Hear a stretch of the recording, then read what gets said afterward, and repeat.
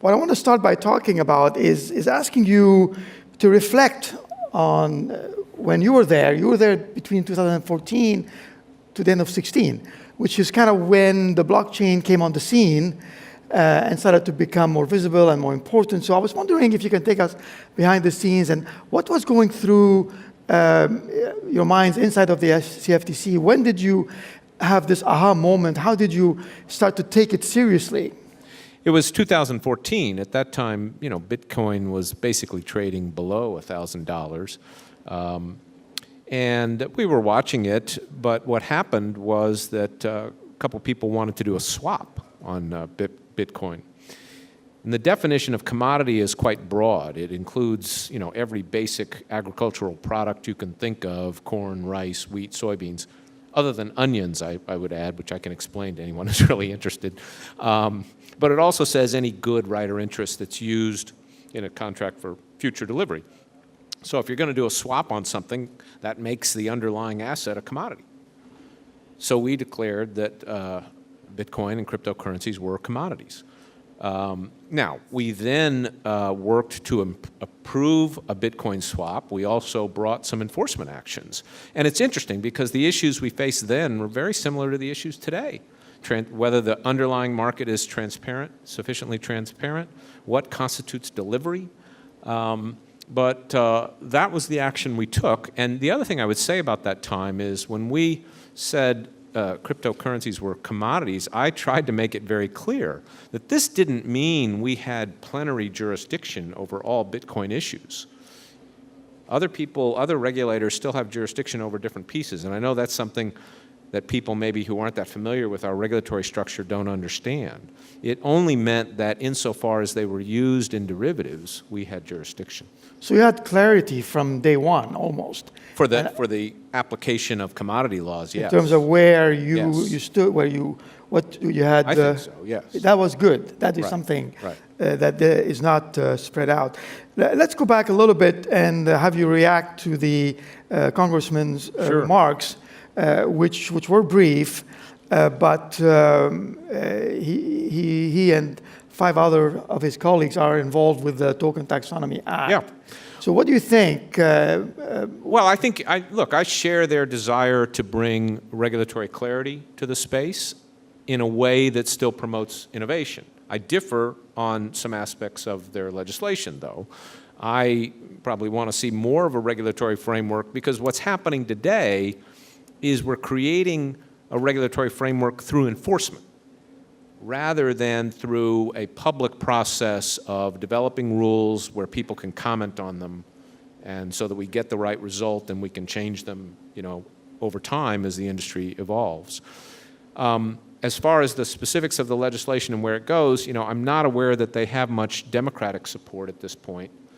And given that we've got a democratically controlled House, a Republican-controlled Senate, you can't really pass anything unless you get bipartisan support. I'm hoping this can be an issue that doesn't become polarized the way everything else in this country is polarized. I mean, we have a government that can't even pass a budget. So, I'd like to see this resolved in a way that is bipartisan. But whether we can do that, I don't know. But they have on their initiative 3 Republicans and 3 Democrats for that specific reason. I was sitting at dinner. I'm not sure that they have much support, though. Below that, beneath, after. From what I've heard. If they do, that's interesting. But as I say, I do differ with some of the details. What do you differ with? Well, I think they're trying to create too broad an exemption from the securities laws. I do think a lot of tokens are securities. That doesn't mean you can't issue them. That doesn't mean you can't raise money. But I think that is the proper treatment in some ways. I was impressed by the presentation on Blockstock's Reg A Plus offering. I think it's a very interesting move. What I think we need to do, though, is also kind of the problem is the SEC is defining the scope of their jurisdiction without really being able to say, well, these things are outside of it, because they don't have the authority over the cash market of things that aren't securities. And we need a broader definition that says, look, these are utility tokens to the extent they exist. These don't have to be regulated. These are cash commodities, and here's what we're going to do about those because the CFTC technically doesn't really have that much power in the underlying cash market for a commodity. And, these are securities. And the other thing I would like to see, and that's why I really enjoy being at this conference, is I think, look, there is a danger that regulation pushes us towards centralized solutions, right? And it favors big players and well-capitalized players. And what is exciting about this space is the potential for decentralized solutions. And so I would like to see a legislative framework that recognizes that and instructs regulators, look, develop different approaches, if you will, to decentralized processes and strategies. Don't push everything toward regulation. I spent 5 years at the U.S. Treasury Department, responding to the financial crisis. Big institutions almost took us into a Great Depression. So, I think the potential here for decentralized solutions is great. I don't know that we can get there, but, I'd like to see a regulatory framework that recognizes that. So right now the Treasury is not so involved. Correct. And you think they should be? Well, I've encouraged them to be a little more involved. I wrote a paper on this, and I said either the Financial Stability Oversight Council or the Treasury should come out with a view as to what we should do overall in this space, and I outlined some broad principles. That's in your Brookings. Yeah, and look, my principles are this. You've got to create a regulatory framework, okay, that allows people to raise money and allows for innovation, but also works not just for the true believers, but for the skeptics. I mean, there are people that think there's no social value here and we should kill this stuff, right? So my view is that's not, we don't tell people what they should invest in as long as the framework ensures transparency and integrity and full disclosure. People want to invest in something that never makes any money, that's their right. So I want to see those same principles followed, but that means creating kind of a full regulatory framework, which we don't have today. So you've outlined some of that in your Brookings report. Yeah. Can you elaborate more about what was in it? Because that was an important document, very well thought out, researched, and it kind of put you back on the scene after you finished your term at the FTC. What other points? So I sort of go through how we got to where we are and why there is a gap in the regulatory framework between the SEC's jurisdiction and the CFTC's jurisdiction, and why that's creating some of the problems. And I also point out that, look, Bitcoin promised a world where we would have less reliance on large intermediaries. In fact, what has happened is we've seen a lot of centralized exchanges be developed and wallets and so forth that aren't subject to the normal sort of framework that we've had in other markets. Basic standards of transparency and integrity, prevent manipulation and fraud, and we see report after report on manipulation in this market. I mean, even Bitwise, who's seeking an ETF, kind of came out with this thing that said 80% of the volume is fake. So I said, this hasn't created a world without intermediaries. In fact, we've got this whole new set of intermediaries, particularly in the cash market. We need to have an arching kind of regulatory framework, but it needs to be one that still allows for innovation, allows for people to raise money, recognizes the value of decentralization, and I outlined some principles. But who's going to be on point to lead this framework? Well, it could be. I said it could be the SEC or the CFTC. I don't favor creating a new regulatory agency. Truthfully, I think either agency is competent to do this. So what you're saying, we need more leadership, but we also need more coordination. Well, we need Congress to sort of provide more authority to the agencies, but then so that we can have a public process for developing the rules that govern this market. Do you think going via the Congress route, like the Token Taxonomy Act, from hearing to hearing to hearing and so on, is, despite the fact that it doesn't have a lot of support yet, is that the long way? Well, look, I mean, there's always a danger, and I think, there are other people probably who don't want to go to Congress because they're worried about what the end product will be. I've said, look, Congress shouldn't try to write a detailed bill here. they should articulate some very broad principles and leave it to regulators who I think are more competent and who can then do this in a process of notice and comment where people can make comments and say, I think the rules should work like this. So I hope we could have something on a very high level. And I use the example of crowdfunding.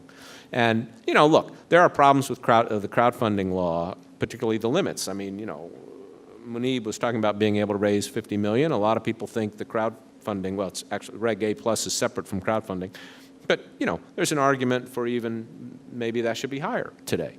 But the point was the crowdfunding law set some general principles and then delegated responsibility to the SEC to develop the rules. Are you saying that we don't have, the Congress doesn't have to go all the way to pass a bill, rather they have to pass a bill. They pass a bill. They have to that pass has a to bill. be clearer. But I'm just saying it's got to be broad principles, not a lot of detailed rules about this is exactly what a token is and this is, and then leave it for the agencies because the industry is going to evolve. You want something that can grow and evolve as the industry evolves. The way we look at things today, may not be the way we look at them 5 years from now. You said something interesting to me before about when you heard the block stack Reg A plus that Munib didn't say is the fact that you said these are exchangeable. Can you elaborate on that point?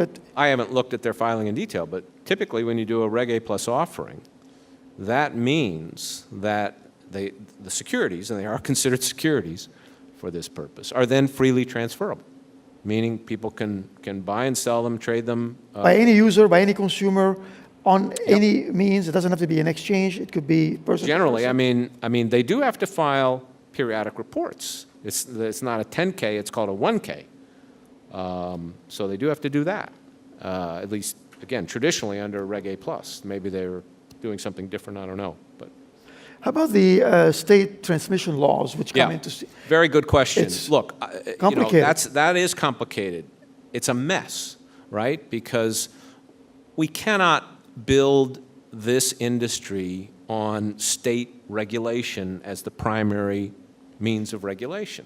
We wouldn't have the securities markets that are the best in the world had we relied on state regulation rather than passing the Securities Act and the Securities Exchange Act and all the other laws we've done, which preempts a lot of state regulation. It leaves a certain space for state regulators.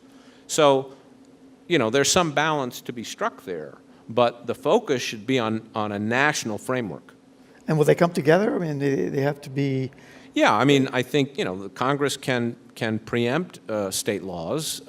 Now, as I say, I think there may still be a space for the states, and you've got to think about the fact, FinCEN has basically built its enforcement of AML laws on the back of the state regulations.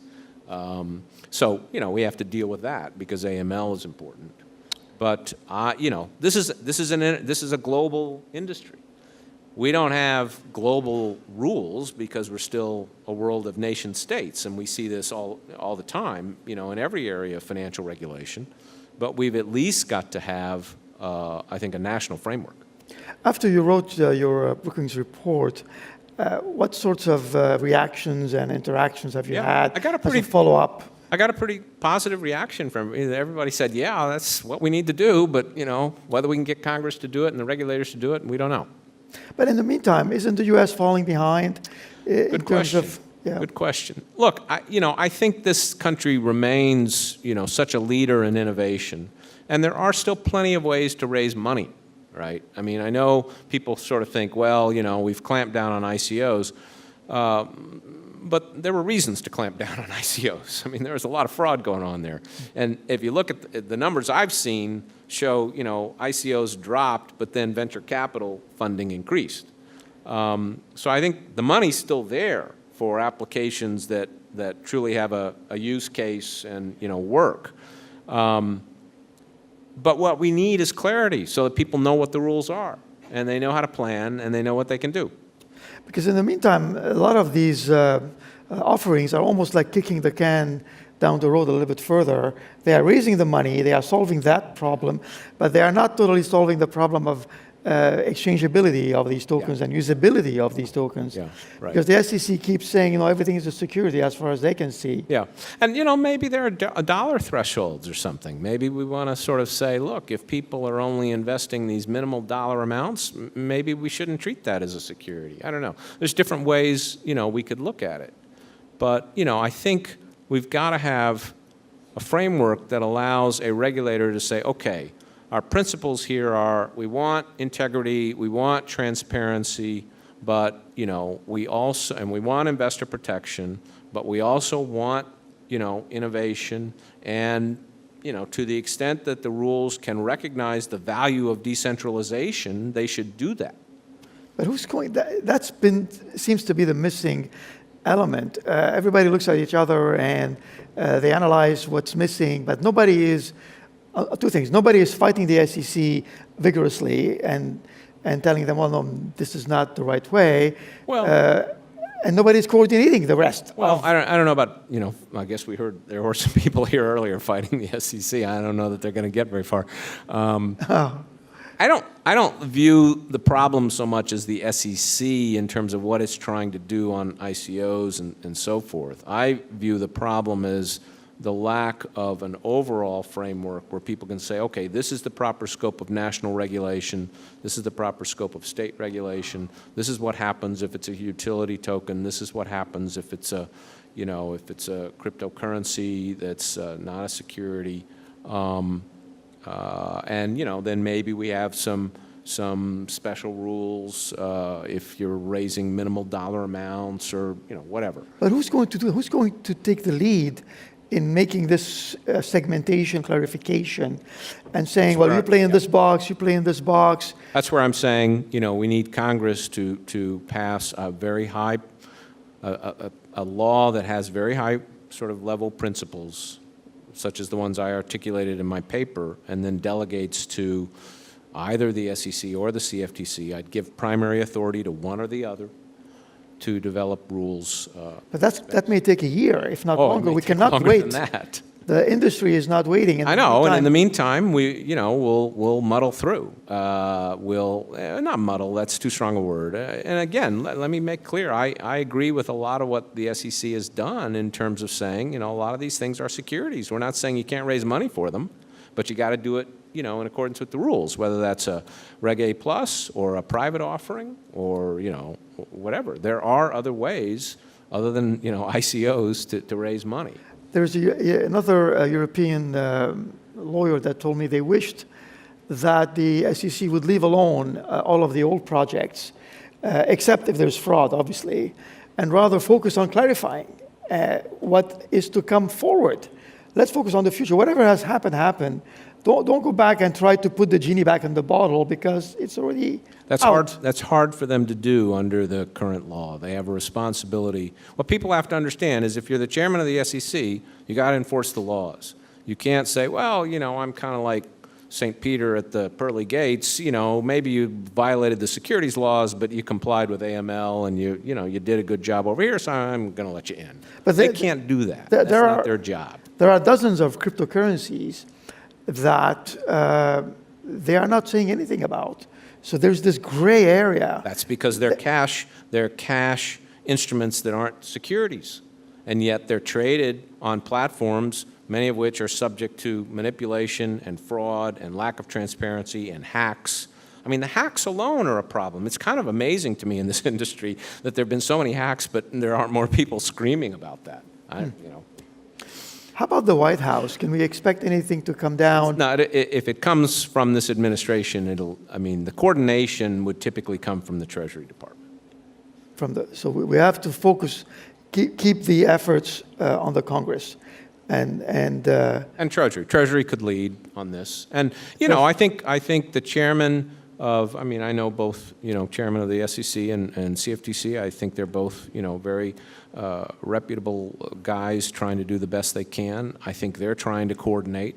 But, I still think the lack of the overall framework hurts. Now, they may not admit that because they may not want to concede that they lack a certain aspect of jurisdiction. But I think we can take some questions in a couple of minutes. So if David can come with the mic, I'm just going to ask you one question before we go to the public, because I think it's a very interesting conversation.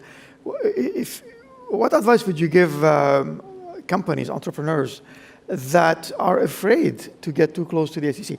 The SEC says, okay, come and talk to us. No, but well, they are not really... Well, have you already done an offering, or are you thinking about an offering?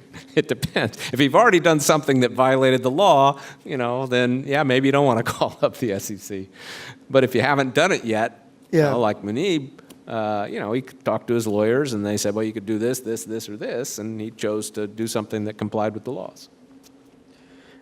Are there any questions that we can take from the audience? David, is there a microphone that we can pass to the audience? I see a hand. Or just shout and we'll repeat the question. Okay, why don't you go ahead and I'm going to repeat the question. Let's start there. The SEC is going to handle Binance. Don't know. I don't want to speculate on that. How would the SEC handle Binance? I'm told that they don't come to these conferences. They don't say anything in the U.S., so they stay under the radar. Okay, question. My firm does policy and technology research for investors, and we're trying to figure out why there's no support from the Democratic side. There's no what? There seems to be a big lack of support from the Democratic side. For what? For the Token Taxonomy Act. The Republicans are all on board. I went to D.C. and I was just surprised that we didn't get very many Dems coming out. Well, I think because in my mind, it does it sort of upsets the definition of a security. It tries to carve too much out of the definition. I don't think to me, it's not the right way to go. And I think a lot of Democrats would feel that way.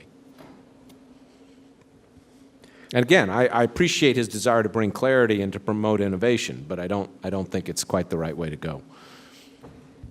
Quick general question. If one of the main concerns is public safety in an orderly market, I've been observing and involved in the sector since 2011, and one thing I notice is there's a lot of confusion and a lack of protection for the consumer when it comes to forks. So if you consider the amount that's lost and how easy it would be simply to require service providers to at least inform their users before a fork, whether or not it would be supported or not. And it's amazing to me that so many complicated steps are taken to protect the public in various other ways that are quite complex. Right. But this is a simple one that would literally solve hundreds of millions of dollars. But to the extent you're talking about forks in tokens that are currencies and which aren't securities, whether it's Bitcoin or probably Ether, or, Litecoin or whatever, neither the SEC nor the CFTC really has jurisdiction over that. I mean, it's not just the forks, right? I mean, you have exchanges that aren't even subject to rules on front-running investors, or having proprietary trading desks that take advantage of their clients' information. You got all sorts of problems in the cash market for things that aren't securities. Next question. Thank you. You briefly mentioned dozens of tokens as being traded as cash.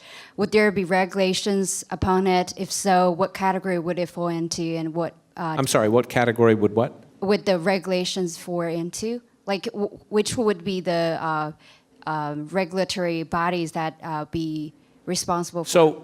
So the problem with what I'm calling the cash market for tokens that aren't securities, but still are financial assets, if you will, like Bitcoin, is, in my mind, neither the SEC nor the CFTC has jurisdiction. The CFTC has made arguments that they sort of do, and they do a little bit, but they don't have authority in the sense that they can say to Coinbase and lots of other exchanges, we want you to follow the following standards in your exchange that, prevent front running, prevent manipulation, that make sure there's transparency, da-da-da-da-da-da. They can't say that, right? And someone needs to be able to say that. And that's where I'm saying we need Congress to say, yeah, we want a regulator to do that. We want the same principles we've used in the securities markets and the derivatives markets, basic principles that have, allowed those markets to grow. We want those same basic principles to ensure transparency and integrity to apply to those, cryptocurrency trading platforms. And whether that's the SEC or the CFTC, I'm fine with either. Either's competent. There's arguments for either, there's arguments against either, because it is outside their traditional jurisdiction. But I think it's a gap that we need to address. I'm going to make a comment and then we take another question. I was having dinner on Monday. I was sitting next to Congressman Davidson, who was the co-sponsor with Congressman Soto of it. And I asked him, what can we do as an industry to help push this forward? And he said to raise more awareness, to talk about it, to put it in the headlines, so that the chairs of these hearing committees would move it into priority. Right now it's scheduled for the summer, but it could move into the fall and even further. So that's an issue right now. The question is, what are you going to support? I think you need to be supporting something that a broad base of Democrats can get behind. And if the industry were to do that, then it could be a moment like what happened with crowdfunding. Okay, what happened with crowdfunding is it sort of came out of nowhere, in a sense. I mean, people had been working on it in the House and the Senate. The Republicans had a bill in the House. The Democrats had a bill in the Senate, and they kind of put them together. And like with most sausage making in Congress, they said, well, we got to get this passed by appeasing everybody and calling it something that everybody can like, the Jobs Act. And then it sailed through Congress, and a lot of securities lawyers are like, wow, what just happened? How long did it take? Well, the final passage happened. I don't remember the exact timeline, but the final passage happened pretty quickly. So you and it was bipartisan, but that was because we basically took the same principles we've got in other markets and said, okay, we can have this new thing called crowdfunding as long as it meets these same principles. Now, the dollar limits were set pretty low, and a lot of people then said, you know what, the dollar limits are set kind of low, and I think that's a fair criticism of it. So you think the Token Taxonomy Act, the bar is a little bit high? In crowdfunding it is. Right now. Reg A Plus was part of that bill. Yeah. Reg A Plus is technically not crowdfunding, but it was part of that legislation.